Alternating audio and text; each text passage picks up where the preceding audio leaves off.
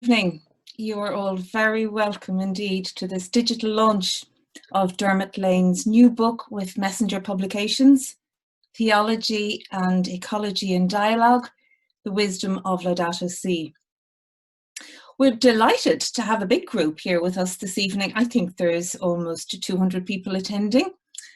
So that's great news, and as I say, you're all very welcome. You're welcome also to say hello in the chat box as you come in, maybe give an indication where you're tuning in from, and we'll see how cosmopolitan a group we are this evening. My name is Caroline Henry from Messenger Publications, and at the outset, we would like to thank the Laudato Si Working Group of the Catechetics Council of the Irish Episcopal Conference for their support and assistance with this event. Thank you. So I'm just going to give you a brief overview of the programme before we start. We anticipate our event will take approximately an hour. In the first instance, I will be handing over to Donal Neary, SJ, editor of Messenger Publications. Donal will introduce our special guest for this evening, Kieran J. O'Mahony, OSA, who will address us. After Kieran has spoken, we will then hear from the man of the moment, Dermot Lane himself. Dermot will give a little presentation and talk about the book. Following Dermot's input, we will have a short Q&A session.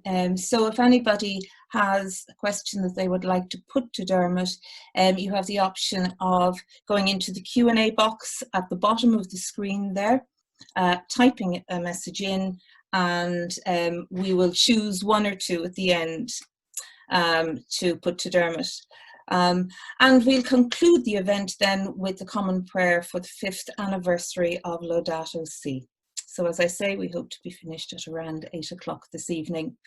Without further ado, I'll pass you over to Donal Neary. Donal.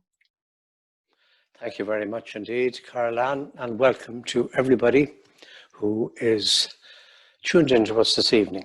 I welcome you all, of course, to it's our first Messenger webinar book launch, and I welcome you on my own behalf of Cecilia West, our manager, production manager, who would be very responsible for a lot of this book, of our books coming out, and the Messenger staff. Very proud to launch Dermot Lane's Theology and Ecology in Dialogue, The Wisdom of Laudato Si. And I thank Jane Mellett very much indeed. She's a member of the Laudato Si Working Group for the Council of Catechetics of the Irish Bishops' Conference. I thank Dermot very much for his work on this book. We're privileged and proud to publish a book by a theologian of world renown. And I'm glad to be associated in this way with Dermot after working with him for many years in Mater Dei and enjoying our friendship since then. The book is one to last.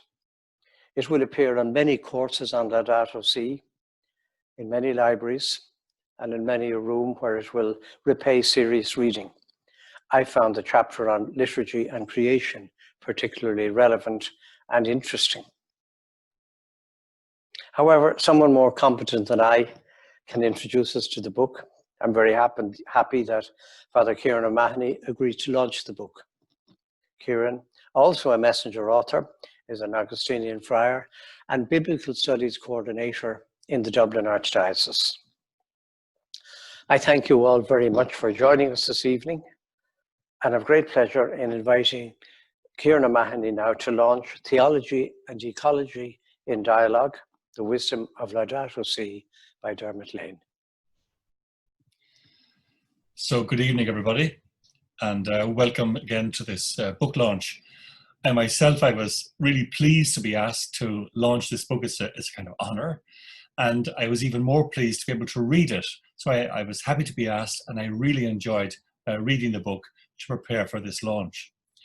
As part of the launch, I'm going to use some slides to take us through the various comments I want to make. So I'm going to put up the slides now straight away.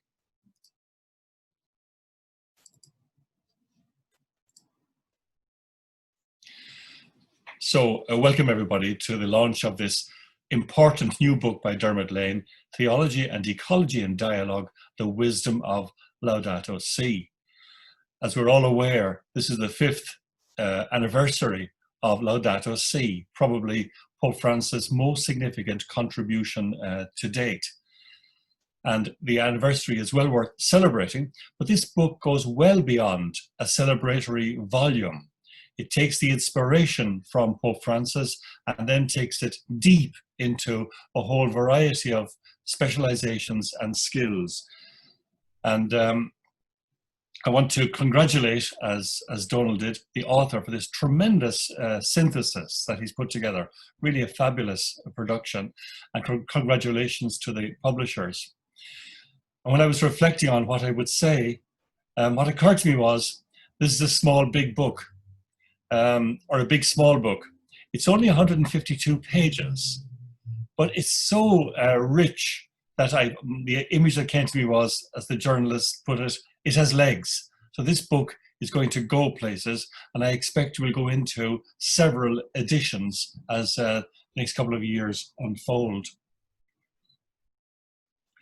It's responding, of course, to urgency at many levels. And our most recent experience of that urgency has been the coronavirus epidemic around the world, and the increased sense of globalization or global awareness and consciousness of each other around the world. It's been from that point of view, a very interesting time. But behind that, and the epidemic is part of it, is the ecological crisis, which is very evident for all of us. And as I say, the pandemic is partly evidence of that. I was very taken by a phrase towards the end of the book, because all of us are trying to put together faith and the real world in which we live. And John Holt's quotation on page 147, to me, captured something of the energy of this book.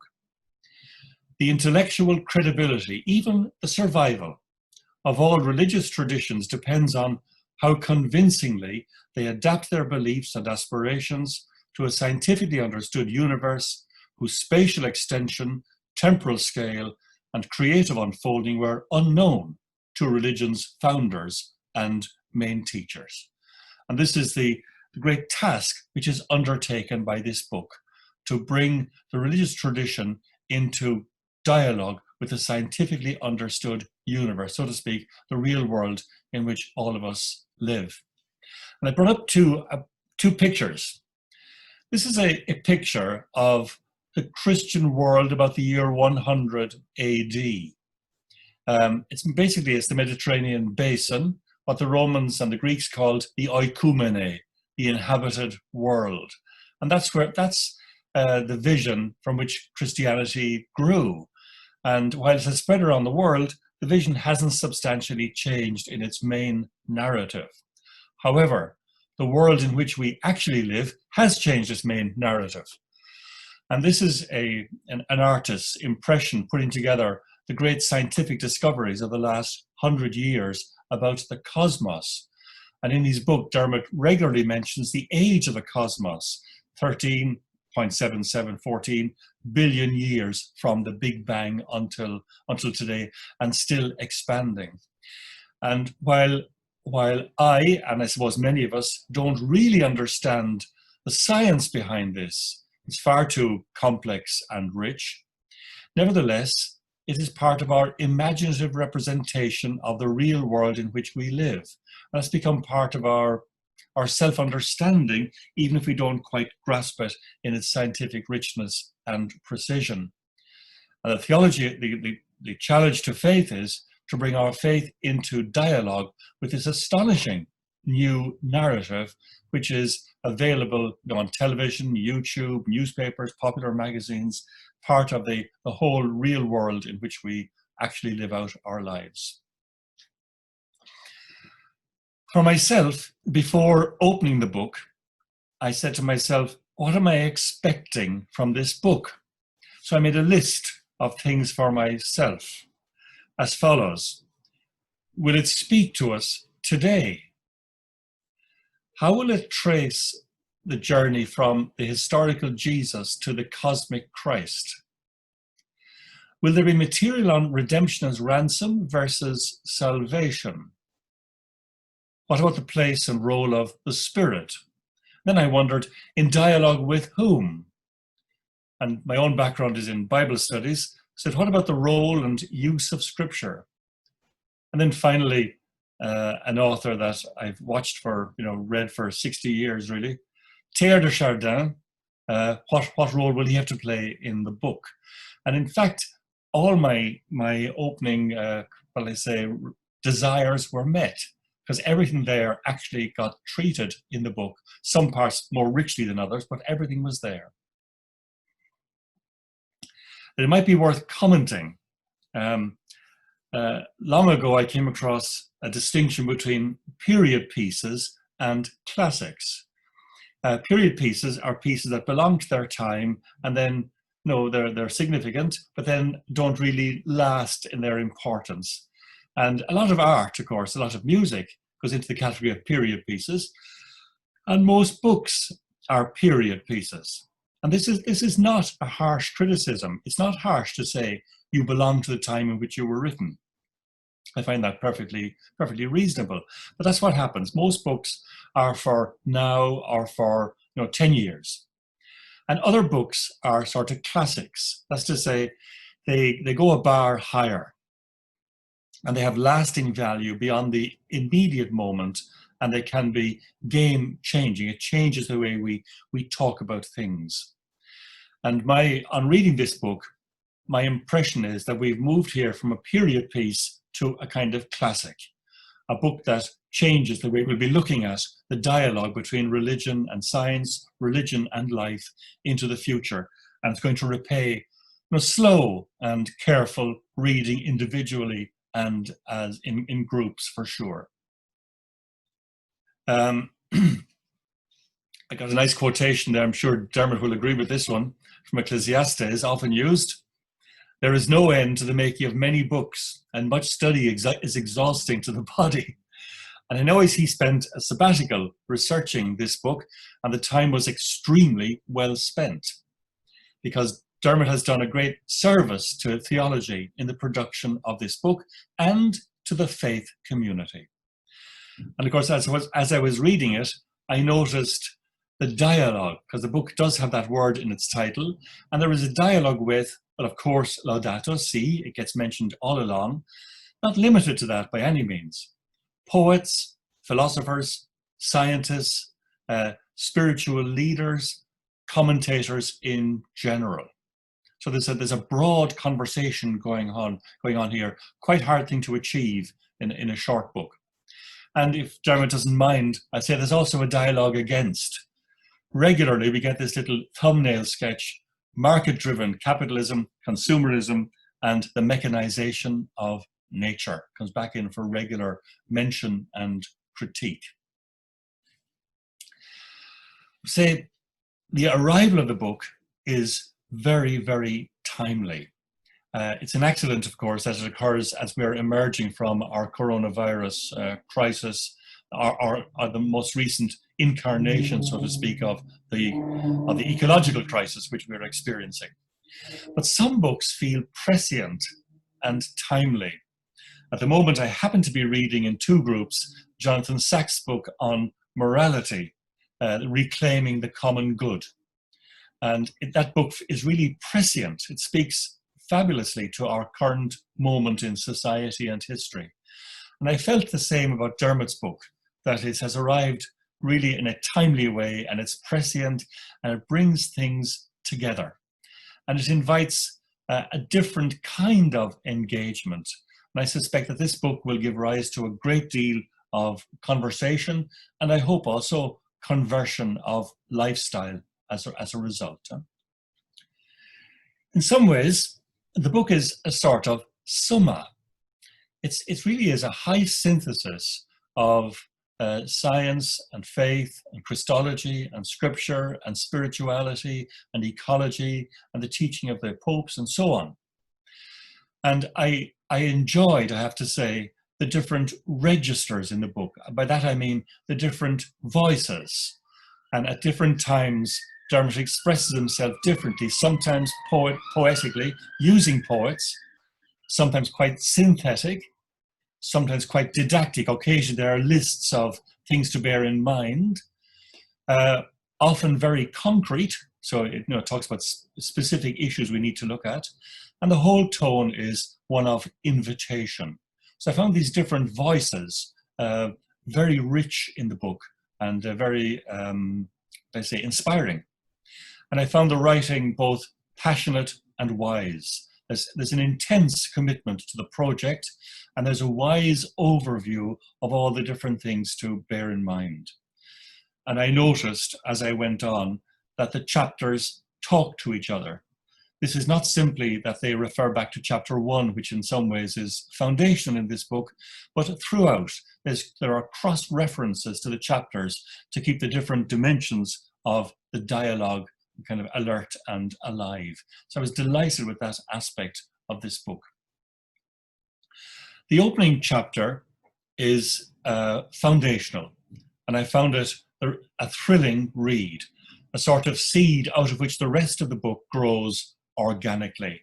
And you'll find yourself, when you take it up, going back again and again to the first chapter as the foundation of the rest. And then throughout, I found dialogue, engagement, and then a distinctive voice.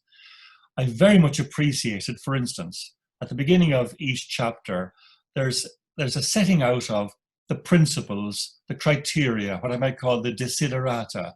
How would this conversation look between whatever, say for instance, ecology and liturgy? How would that look? And so with a very clear teaching technique, Dermot lays out how that would look and then goes on to achieve what that would actually look like.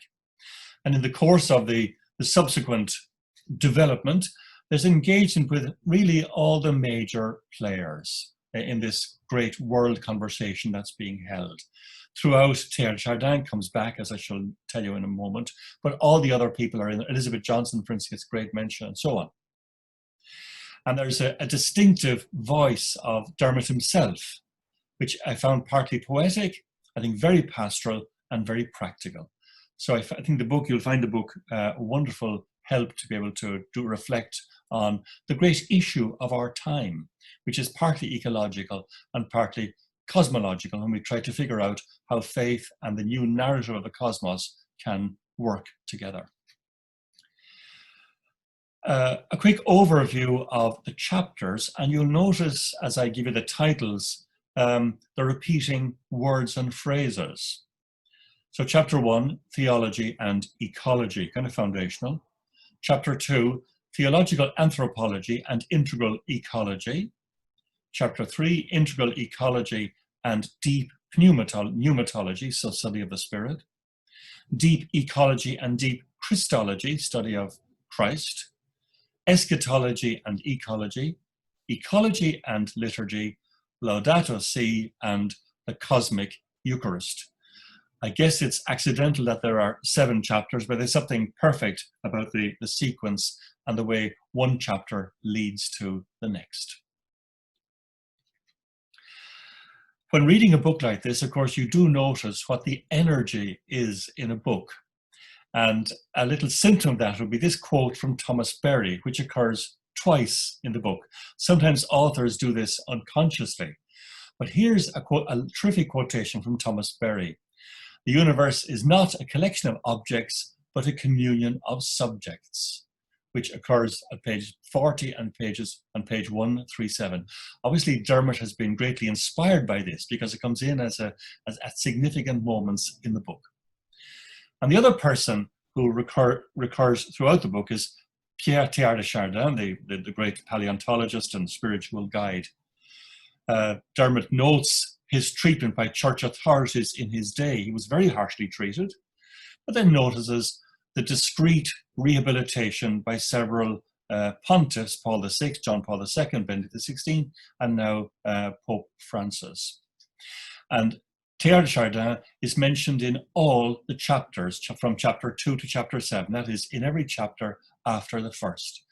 And from my own brief skirmish with people trying to put together faith and the new understanding of the cosmos in the light of evolution and so on, that many, many writers keep going back to Teilhard de Chardin, because he managed to combine somehow science, theology, and spirituality, exactly what Dermot is doing in this terrific book that he's offered us. He sets himself his own program kind of early in the book, and I'll read what he says. On page 18, we read the following.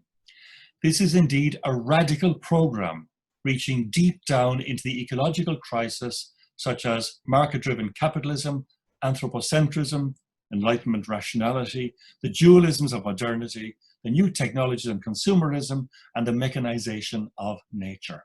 That's the thumbnail sketch of why we need to think in a new way about God, faith, cosmos, liturgy, and so on.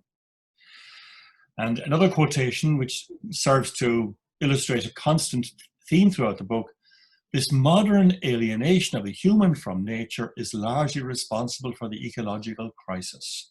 So the taking of responsibility by us from the way in which we have configured and the way reality and the way we look at ourselves in creation. Personally, I'm very interested in the move from the resurrection of Jesus to resurrection as eschatological, and to resurrection as to eschatology as connected to creation. And so in the book, on pages 93 to 99 and 104 to 113, there's intense reflection on the nature of resurrection, the particular resurrection of Jesus, and its place in, potential place in a new cosmology. So I found that part of the book very, very inspiring. I'm certainly going back to it for my own teaching and presentation on resurrection today. In the course of that, Dermot mentions Eucharistic prayers which celebrate all of creation. We don't have too many in our Roman Missal. And he drew attention to the North American Academy of Liturgy website, where they're attempting to produce resources of that order. Finally, I did wonder where to from here. The book uses technical language, and I think quite properly, because you can't always be explaining every term when you want to use it. It means that perhaps the ordinary reader might find it difficult to read, and the book does call for a wider audience. So I wondered, is there a place for a study guide which would go with this? Or would it be possible to produce a simplified version in more ordinary language for the ordinary person? Would it be possible to do presentations on each of the chapters using YouTube videos and the visual illustrations that could make it very, very attractive? And I wondered, was there any possibility of texts for a cosmic liturgy? Not simply a Eucharistic liturgy, but a cosmic liturgy, coming out of the considerations in this book here.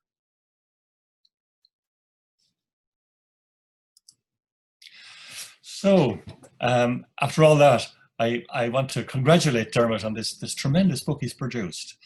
It's comprehensive, which is very difficult to do, but at the same time, concrete and passionate. So I recommend it warmly, and I wish Dermot and the publishers great success in the spread and use of this volume. Thanks very much, everybody. Thank you very much indeed, Kieran, for a very engaging, comprehensive and thought-provoking presentation. Most of you will be familiar with Dermot Lane, his works and his writings. Dermot is a priest of the Dublin Archdiocese, a former president of Mater Dei Institute of Education. Dermot served as parish priest in Ballally Parish for 25 years. And he currently is working as parish chaplain there. He is the author of several books and articles, including Keeping Hope Alive and Stepping Stones to Another Religions. Theology and Ecology in Dialogue is Dermot's first book with Messenger Publications, and we're delighted to have him as an author. So now I invite Dermot to address us. Dermot. Thanks, Caroline. My pleasure is, first of all, to thank Kieran O'Mahony for launching this book. And I know that Kieran has been very busy this week running summer schools and putting out homily aids for every week. And in the midst of that, he had time to settle into this book and to see things that I didn't even see as clearly as he saw them. And in a sense, he has given a wonderful overview of the content of the book. I'm grateful to him for such a generous review and particularly for his generous interpretation of the content. And I hope to spend time with Kieran later on discussing this in further detail. At book launches like this, the author usually begins by saying, "I'm delighted to see so many of you here this evening, but alas, I cannot say that. So instead, let me wave my hand and say hello. I want to add my own word of welcome to family and friends, to former students and staff of Clonliffe College, Mater Dei Institute of Education, and DCU, where I have been teaching for the last 45 years. I want to greet in particular the people of Bellally Parish, where I have lived happily for the last 28 years. There is a story going around the parish at the moment about a woman who came out of Mass one day at which I had given what I thought was a good homily on climate. And she said to another lady beside her, "I wish she'd stop going on about that stuff." I don't know whether the story is true or apocryphal, but as they say, I hear you. In response to Kieran, then, I want to begin by saying something about the importance of integral ecology. Integral ecology is a kind of framework employed by the encyclical by Pope Francis, and it is also the first principle that informs every chapter of the book. Integral ecology is a fairly innocent sounding concept, but in truth, it is quite radical in its implications. It requires a whole new way of looking at the world in which we live. So what then is integral ecology about? What does integral ecology mean? Well, we might begin by saying it is about the integration of ecology with other disciplines. It highlights the necessity of adopting a cross-disciplinary, or better, an interdisciplinary approach to climate questions. Integral ecology is about the recognition that everything in life is interconnected, interrelated, and interdependent. And this is a kind of mantra running throughout the encyclical and throughout the book. In other words, integral ecology calls for an inclusive and holistic approach to the climate crisis. Integral ecology is about promoting what we might call joined up thinking within politics, within society, and within the church.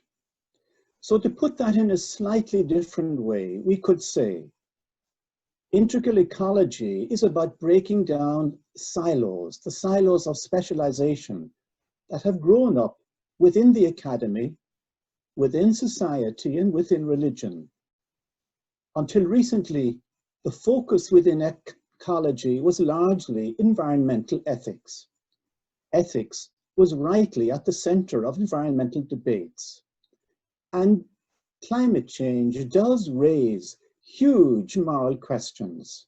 First of all, the necessary critique of the link between unfettered capitalism and the ecological crisis, the growing dominance of a technocratic paradigm, the moral call to all of us to hear the cry of the poor and the cry of the earth. It's also important to realize that climate change affects everybody, but it hurts the poor most. And then there is the importance of solidarity between the developing world and the so-called developed world. between human beings and nature, and between the generations. The promotion of justice, different forms of justice, social justice, climate justice, and intergenerational justice. And so the question arises, what kind of world do we want to leave to those who come after us? The question reminds us that this generation has a huge moral responsibility to hand on to the next generation a habitable planet. These are big ethical questions. However, in this book, I am suggesting that ecology must also be allowed to permeate the whole of theology, not just ethics, but also biblical studies, and also theology, and also liturgy. And so this book seeks to address the following kind of questions that arise in the dialogue between theology and ecology.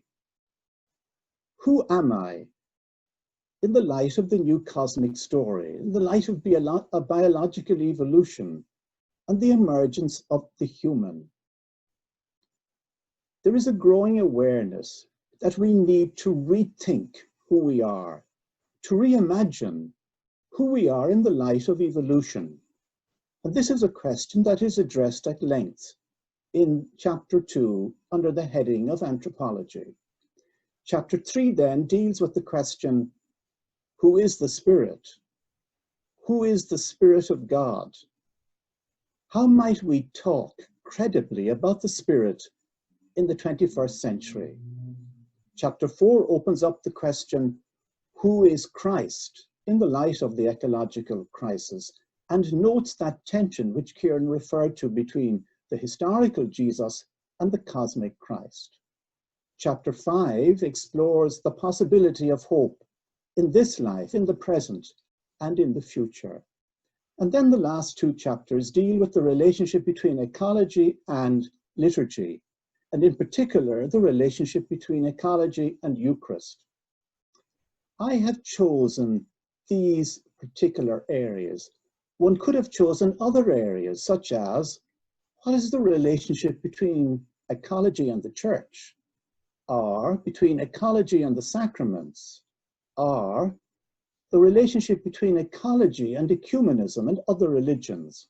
So in a sense, I'm conscious that the book is incomplete and more work needs to be done on this big subject. All that I'm trying to do is to open a new conversation between ecology and theology. Up to now, ecology was seen as something of an add-on, an optional extra to faith and theology and spirituality. I am proposing quite passionately, as Kieran rightly noted, that ecology is intrinsic to the whole of faith, to the whole of theology, and to the whole of life. In other words, the climate crisis is not just one more crisis alongside homelessness, housing, healthcare, and the economy. Instead, climate change affects homelessness, housing, healthcare, the economy, transport, agriculture, and so on. For example, in the last couple of months, we have all been agonizing about the COVID crisis and discovering that COVID-19 is a crisis within a crisis, that COVID is one more expression of a deeper climate crisis that is taking place all around us. Many, including the WHO, suggest that there is a connection between the coronavirus and the breakdown of biodiversity within our world today. COVID is a result of the intrusion, or better, the invasion by humanity of the natural habitat of other species. There is now a growing awareness that a healthy planet is a prerequisite for a healthy people. We are discovering that important links exist between the well-being of the earth and the well-being of humanity.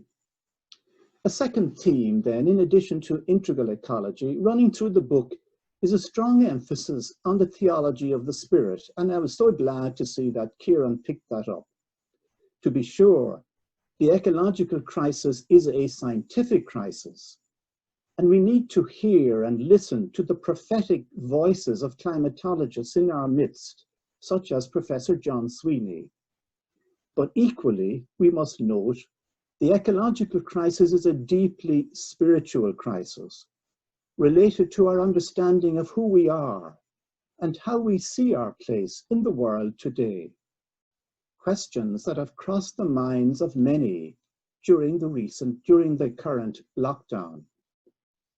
And so I have written a whole chapter on the spirit, with a listening ear in particular to those who describe themselves as, I'm spiritual, but not religious. This statement, of course, can mean different things to different people. It is often expressed by those who have given up on institutionalized religion for a number of reasons. There has been a tendency, however, to dismiss people who say, I'm spiritual but not religious, as indifferent. I don't see it that way. Instead, I hear this as a cri de coeur, as a search for something deeper in life, maybe even a search for the spirit, or perhaps even a search for a new theology of the spirit. In this context, it is worth noting that Laudato Si calls for the development of an ecological spirituality. It's not that long ago when people looked askance at people professing an ecological spirituality. Now, we have an encyclical calling for the development of an ecological spirituality, because, as the encyclical says, spirituality is the basis of ecological conversion. Another theme running through the book is the attempt to build bridges between theology and ecology, between theology and science, between ecology and liturgy. And to this end, we need to overcome the damaging dualisms that have grown up over the years, dualisms of body and soul, of spirit and matter, of the sacred and the secular, of nature and grace. The time has come to go beyond these dualisms, to discover the soul in the body, to find spirit in matter, to discern the sacred within the secular, and to become aware that grace is found not just up there, but down here in nature. Here is the way the encyclical puts it. The life of the spirit is not dissociated from the body, or from nature, or from worldly realities. This, to my mind, is a call for the development of an embodied spirituality, a nature-based spirituality, a worldly spirituality. This kind of thinking has been inspired by Teilhard de Chardin in part, a Jesuit priest, and I was delighted to see Kieran highlighting his importance, and a highly respected scientist who lived in the first half of the last century. And as far back as 1936, Teilhard could write, all that exists is matter becoming spirit. There is neither matter nor spirit in the world. The stuff of the universe is spirit-matter. No other substance but this could produce the human molecule. So what is he saying? If you want to find the spirit, pay attention to matter, the matter of the universe, the matter of your own body, the matter of the body of the earth, the matter of the body of the Christian community. And so another underlying theme is the need to develop a new theology of the natural world. For too long, especially the last 200 years, we have neglected the natural world. we have become estranged from nature, seeing it as a lifeless object available for human exploitation. It is this objectification of nature, this mechanization of nature, as it were, that is one of the major causes of the ecological crisis today. In contrast to this domination of nature by modern science, Laudato Si seeks to re-enchant nature, to rediscover the interior life of the natural world. We must begin to see the earth as a sacred place, embodying the presence of the divine. In support of this, the encyclical talks about the revelation of God that takes place not in one book, but two books, the book of nature and the book of the Bible. And so, to conclude, let me say, given the COVID crisis and the large numbers of deaths and grief it has brought, given the ongoing climate emergency in which we live at this moment, given the possibility of a green government, given the announcement by Pope Francis a few weeks ago that the coming year is to be an anniversary year of Laudato Si for reflection and action. Given these realities and so many other crises, such as social inequalities in our society, the dominance of neoliberal economics, racism, now is the time for Christians to speak out in the public square. Now is the time to speak the inconvenient scientific truth about the possibility of climate chaos. Now is the time to stand up for justice, social justice, climate justice, and intergenerational justice. Now is the time for all leaders, political and ecclesial, to deliver their promises and commitments to climate change. We are all called to hear the cry of the poor and the cry of the earth, and to act accordingly. We must move, therefore, within the church and within politics from the fashionable rhetoric about climate change to a new era of bringing about a just transition and transformative change within society. We can do this confidently and full of faith as a people driven by the Spirit, grounded in the gospel of Christ, and motivated by the Eucharist. This is what integral ecology is all about, namely bringing together ethics and theology and liturgy in the service of our common home. And so now I hand you back to Carolyn. Thank you very much indeed, Dermot. Yeah, in drawing our attention there to the importance of solidarity and the promotion of social, climate and intergenerational justice, you've given us much to ponder on, much food for thought, and perhaps an appetite for the book. At this stage, we will take a few questions. I see a couple already in there. For those of you who didn't hear it the first time, there's a Q&A box at the bottom of the screen. If you would like to put a question to Dermot, type it in there. We'll choose a couple of questions, time allowing, and he will address them. But in the meantime, I think Kieran has a question himself for Dermot. Kieran? Yes, when I was reading the book, I was wondering who was the ideal reader or the prospective reader in the author's mind? Who were you talking to? Good question, Kieran. I had two different constituencies in mind. The first one was the theological community who were making and breaking new ground in this area, and I was keen to engage with that particular discussion. And so I referred to people like, as you noted, Tyard and Elizabeth Johnson and Dennis Edwards and people like that. Mm-hmm. So I wanted to tune into that and I wanted to try and bring it forward.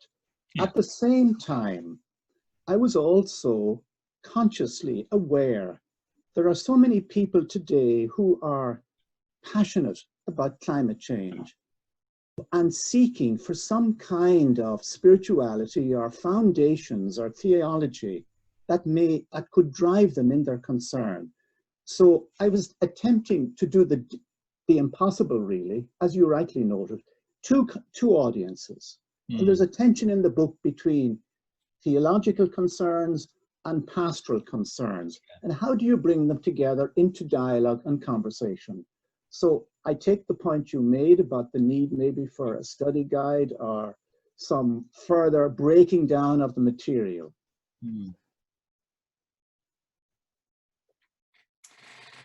Thank you. Thank you very much. We have a number of questions in here. So I'm going to, the first one is, does the church, particularly the Anglophone church, have a problem with climate change denial? If so, why? And how may that be addressed? The church doesn't have a problem. Clearly, in its leader, Pope Francis is, breaking new ground and finding it difficult to carry with him the members of the Catholic Church. Yeah. And it's deeply disturbing that President Trump got in on such a large Catholic vote of people who would either deny climate change or choose to ignore what their teachers and leaders are saying. But in answer to the question, the Church does not have a problem with climate change and is seeking to make a very important contribution, first of all, through this encyclical published 5 years ago, and now through a whole new program that Pope Francis has kind of announced for the coming year and 7 years thereafter. Yes, indeed. So there's a couple of questions here on a similar theme in relation to parish. Brenda Drum here says, how would you like to see the book being used in a parish context? And somebody else here, Patricia Carroll, says, practically at parish level, what can be done to develop an ecological spirituality which connects to parishioners' lives? You drew attention to that yourself with your own parishioners. Yes, indeed. I think a lot must be done at the parish level. And the first thing I would suggest is to set up a small working group within your parish of like-minded people, people who are committed to climate change and to protecting our common home. It's interesting that the encyclical says a twofold conversion must take place if one is to progress the care of our common home. There must be, first of all, a personal conversion, but then there must be a communal conversion. We can't change the world alone, but we can change the world in community with others working in that direction. So that's the first thing a parish could do. Secondly, that particular working group in a parish, that small coalition of people, could then look at the parish and see how they could promote it. For example, in Ballally, we have a group called the Ballally Environmental Group. And one little thing they do is they put on annually an Earth Hour to raise consciousness. And people come to that who don't go to Mass on Sunday. And therefore, we need to build these bridges between people of faith and people who are searching. Another area that is important now is that parishes will be and are celebrating the season of creation from the 1st of September to the 4th of October. So there are all kinds of openings here for people in parishes. I would also encourage them to get in touch with their parish pastoral council. Right, indeed.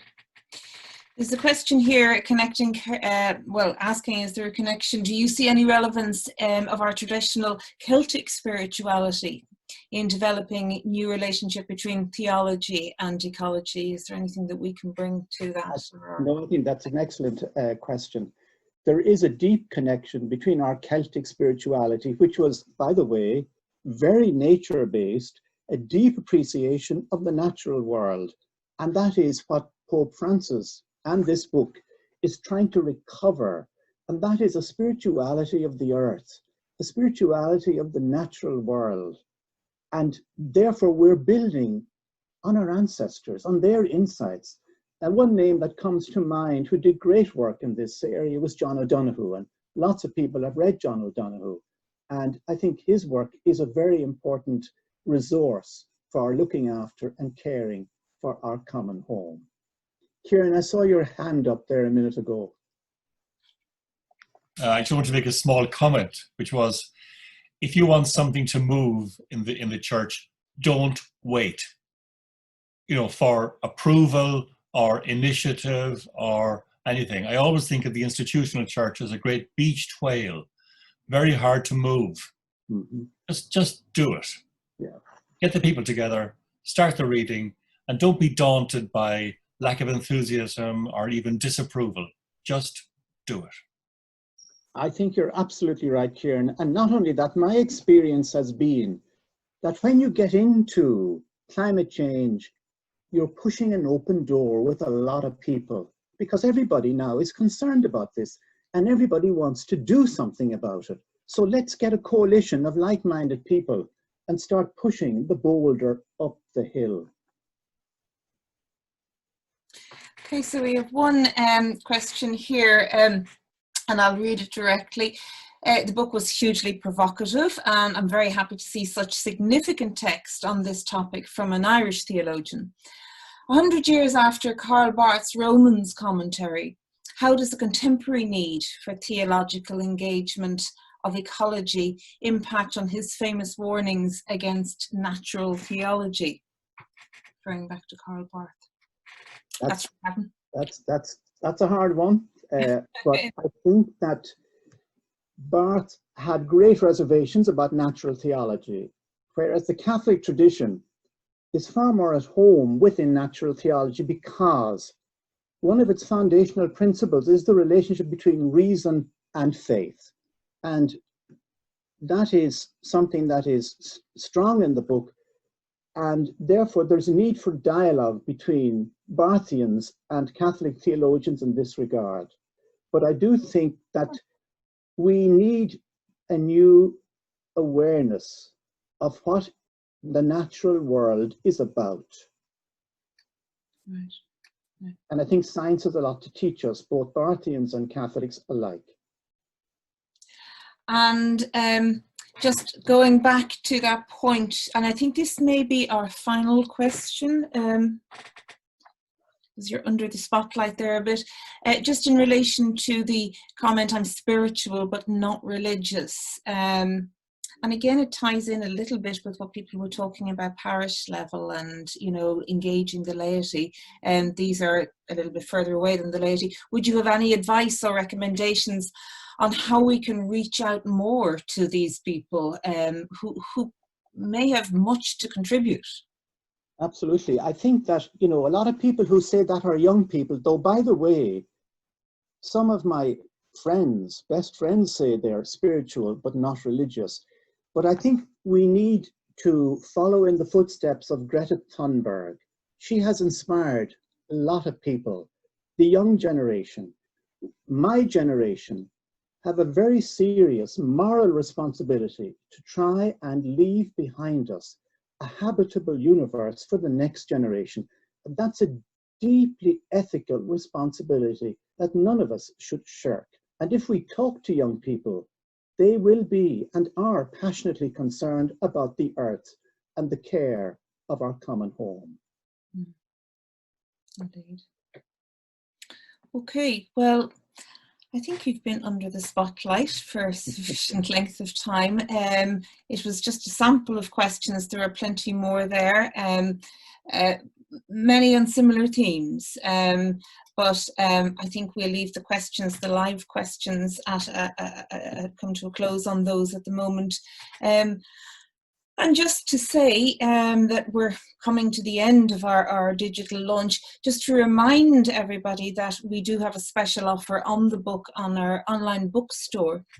It's available for €15, including postage, for everybody who registered. So you will have received a code in the email that you received with your registration details. If you choose to purchase a book, go to messenger.ie and apply the code at the checkout. So this this will last for another 24 hours or so. I think it runs until Wednesday morning to give you plenty of time to visit the site. Tonight's event has been recorded and will be loaded onto the Messenger Publications YouTube channel in the coming days. So what I will do is I will send out a link to all of the attendees here to it, so you can listen to the presentations again, and questions and answer sessions, or if you wish you can share them with friends or colleagues, whatever. So that will be coming by the end of the week, shall we say. And I think, Dermot, you have something to say, interestingly, harking back, I think, to what Kieran mentioned earlier about next steps or YouTube channels. You have something to say on a book club concept, do you? Yes, that's right. Kind of, I was intrigued to see Kieran highlighting the need for something like that. So we are planning to set up a book club soon around the book. It will be run by Jane Mellett of the Laudato Si Working Group in conjunction with the Margaret Aylward Centre. We will send out a communication with further details about the book club in the coming weeks, and it is likely that the club will begin on Wednesday, the 12th of August, 2020. So we hope maybe to see many of you who are registered for this that might be interested in registering for the book club, to break it down further as encouraged by Kieran. Thank you very much, Dermot. Yeah, it's great now that we're all so digitally astute to discover new ways of engaging, and that opportunity, you know, is a wonderful one to discuss a book in the presence of the author. It's a privilege. It'd be something to look forward to. Thanks very much indeed. So we're concluding this evening's event with a prayer that was specially commissioned for the 5th anniversary of Laudato Si, here narrated by Jane Mellett of the Laudato Si Working Group. So it just falls upon me to thank everybody for attending this evening. I hope you've enjoyed it as much as we all have. We hope maybe to meet you again on another occasion.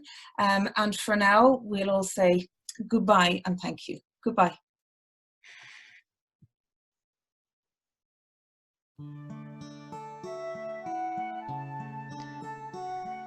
Common Prayer for the 5th anniversary of Laudato Si.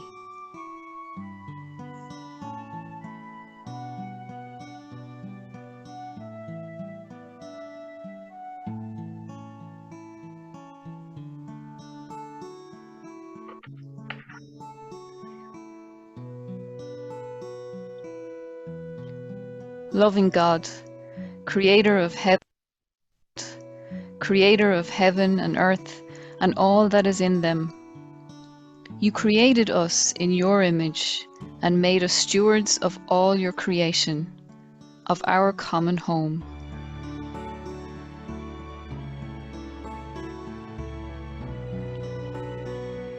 You blessed us with the sun, water, and bountiful land, so that all might be nourished.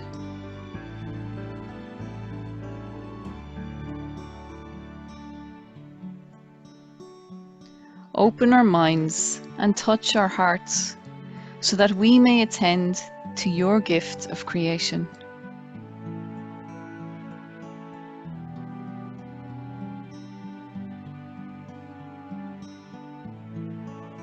Help us to be conscious that our common home belongs not only to us, but to all future generations, and that it is our responsibility to preserve it.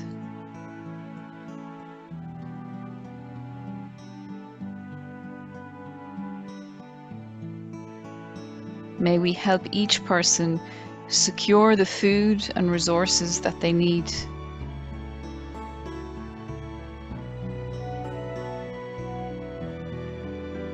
Be present to those in need in these trying times, especially the poorest and those most at risk of being left behind.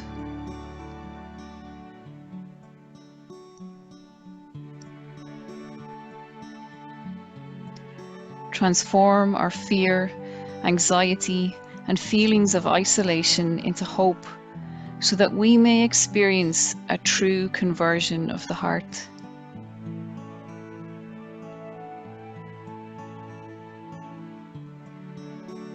Help us to show creative solidarity in addressing the consequences of this global pandemic.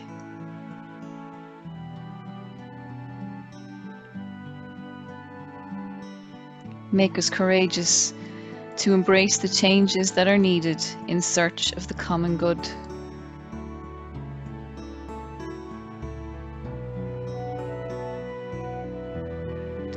Now more than ever, may we feel that we are all interconnected in our efforts to lift up the cry of the earth and the cry of the poor.